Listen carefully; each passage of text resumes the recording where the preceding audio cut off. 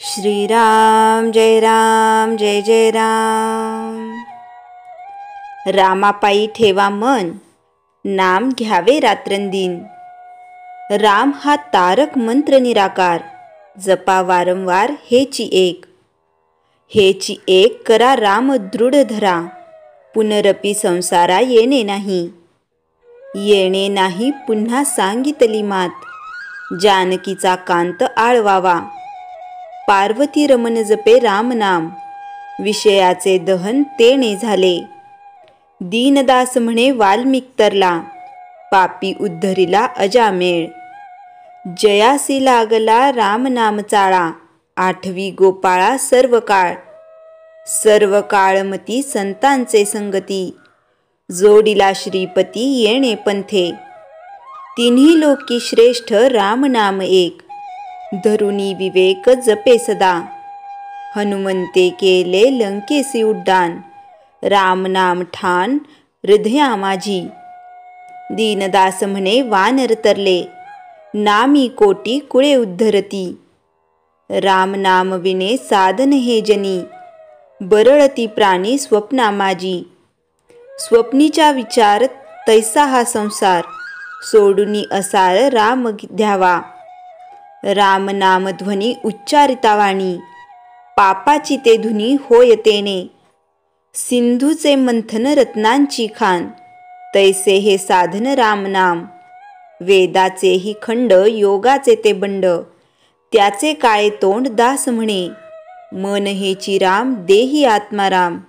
जनी मेघश्याम पाहे डोळा, पाहुनिया डोळा स्वरूपी मुरावे।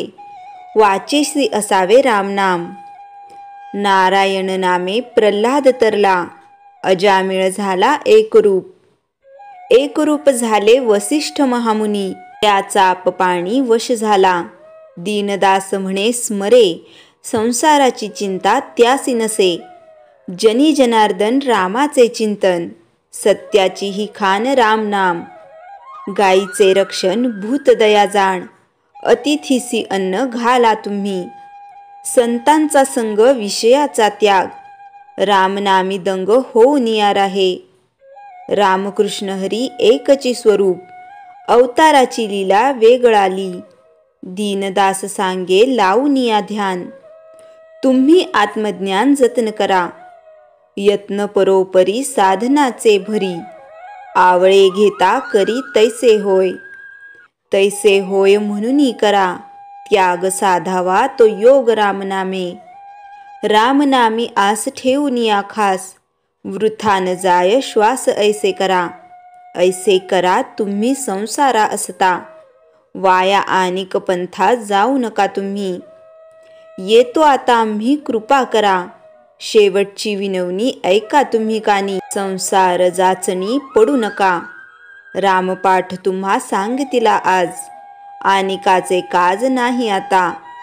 नित्य पाठ करी मान गंगातीरी, होसी अधिकरी मोक्षाचा तू।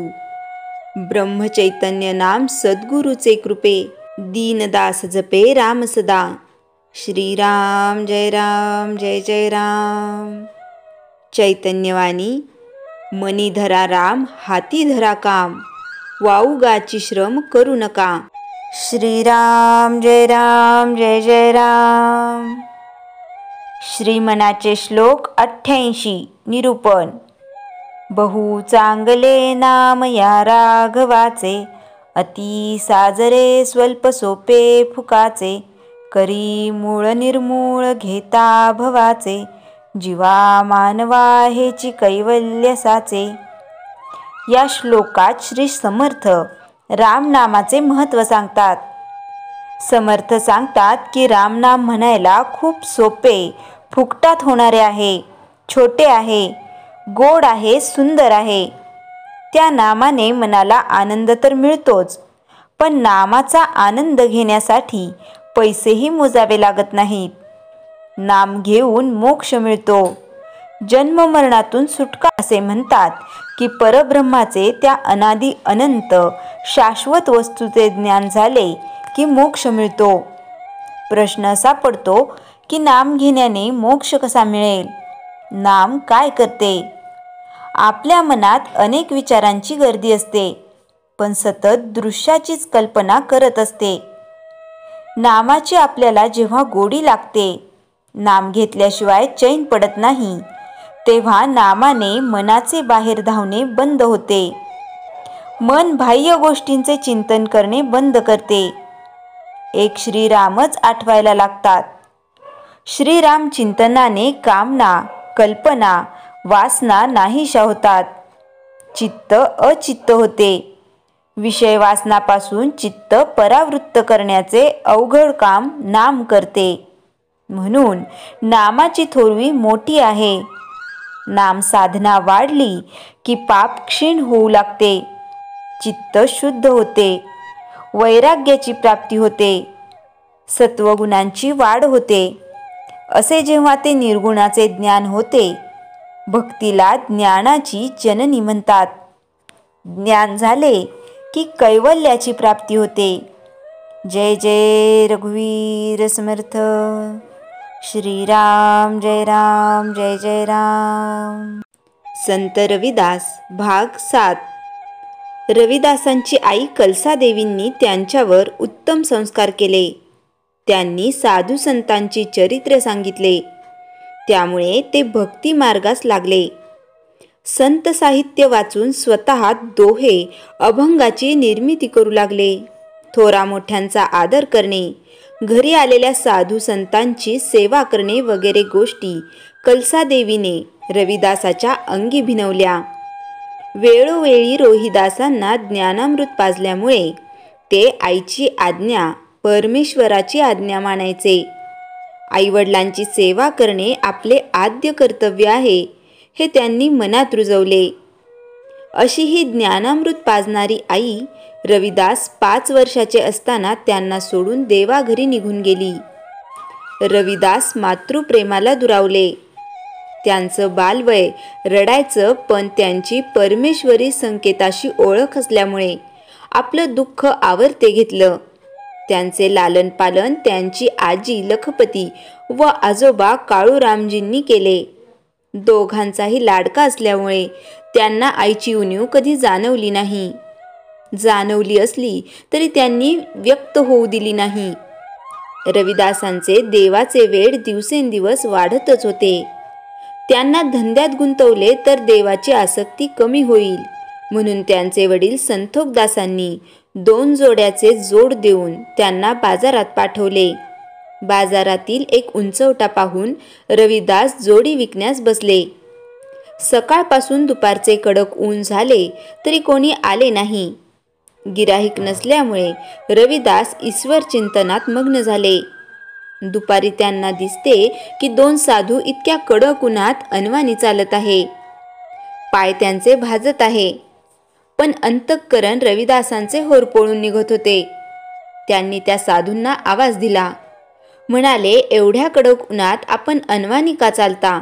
साधू म्हणाले, बाळ, काय करणार, आम्ही साधी साधू संत माणसं, कफल्लक आहोत.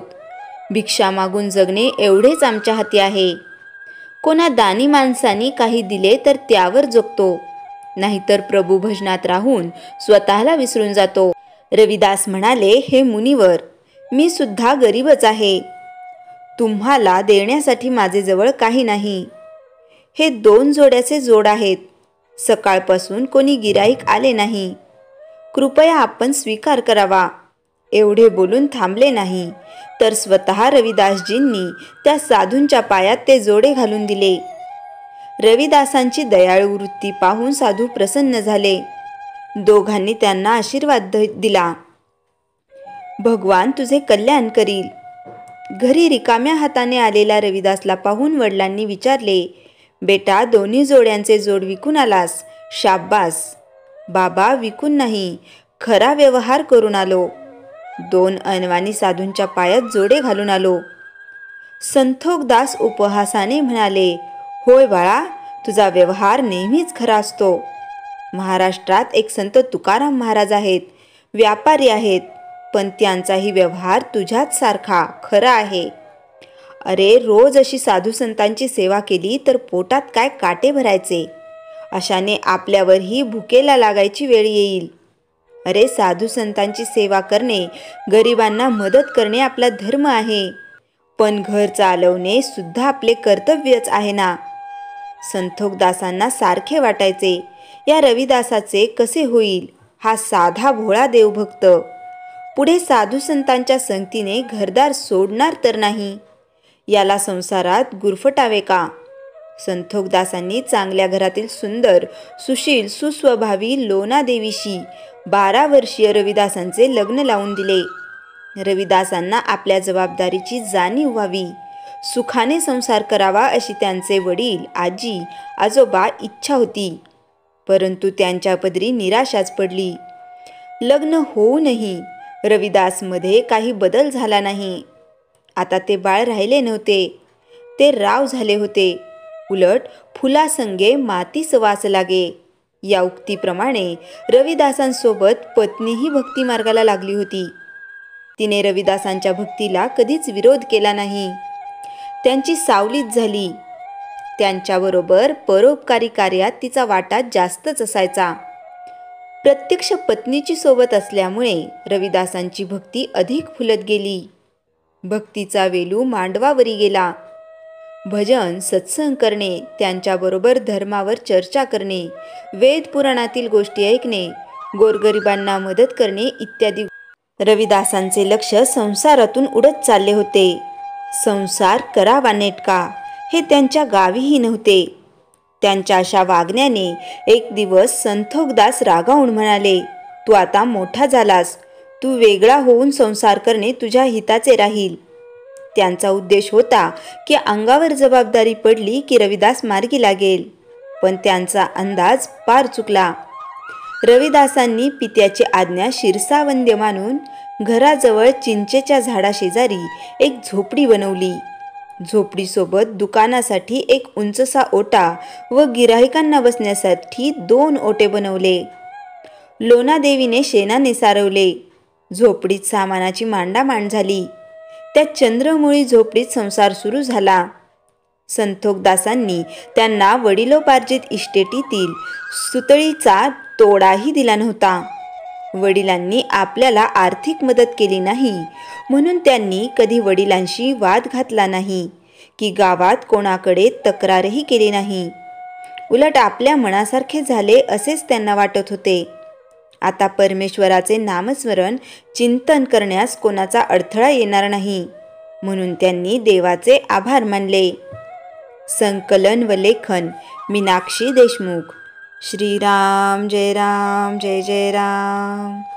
जयाच्या जनी जन्मनामार्थ झाला, जयाने सदा वासनामात केला.